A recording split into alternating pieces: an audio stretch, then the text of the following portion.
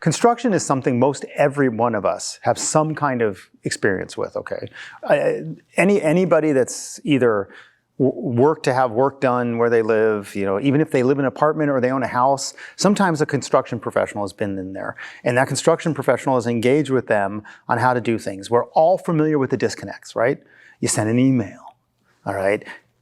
The email doesn't get tracked, all right? You give them a list, the list doesn't get tracked. You're telling them 6, 7 times about the same problems that need to be finished. Or when they collected the original requirements, they heard them wrong. These problems of basic communication, the cloud's beautiful for this stuff, okay?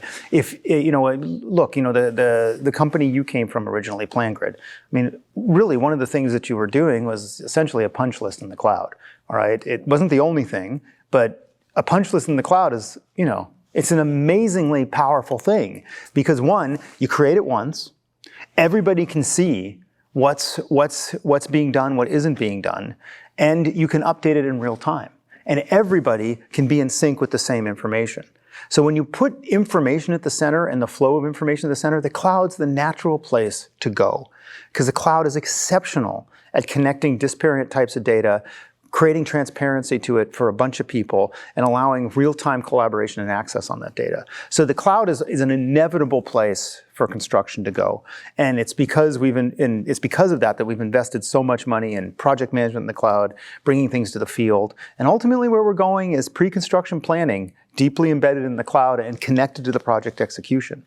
The cloud brings the data together and allows you to compute and keep it all aligned along the various parties that are involved. If you tried to do all that in a desktop environment, you'd have the same kind of sync problems that get in the way of any little household project that any of us have encountered in our lives. What we see at home is 10x worse at the GC level in big construction projects. Well, it's a crazy scale, and the transparency thing for me is always interesting too, because especially when you start talking about a lot of different advanced technology, there's often hesitation. They go, oh, you're watching me for the sake of watching me or something. And some of the things that I've learned in the last couple of years, just hosting this program is, it's not watching people to watch people. It's an augmentation conversation. Yes, it is. It's how can we empower people to do the things that they can do very well and take the things that people can't do at scale and give that to a computer to let them do it. And that changes the conversation so much. If all we're doing with this technology is watching people to track their productivity, the technology, one, will not get adopted. Okay. 2, it won't deliver the real value it's trying to deliver, which is actually trying to connect the process and make sure there's traceability and actually continuity on things that you're trying to do. And finally, it's not going to solve the core problem that people need to solve, which is predictability, all right, safety, all right, and profitability.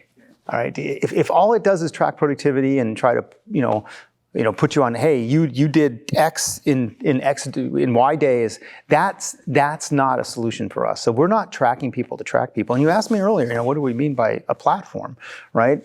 The critical part of the platform is this data flow, because the data is going to come from different places, okay? We're never going to have a construction universe where data feeds in from one pipeline. You're always going to have data feeding in from other pipelines.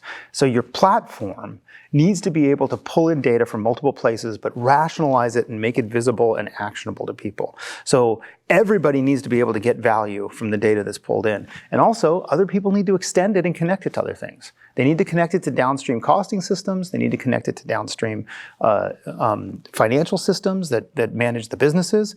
And they need to connect it to other types of third-party applications that might add value that we don't add. A platform does that. AutoCAD was a platform in its original life. It was a desktop platform. Now we're just talking about platforms in the cloud, which are a little bit more sophisticated and they operate in different ways. But we can't just be productivity management systems. When you connect the data, you're doing far more for the customer than that.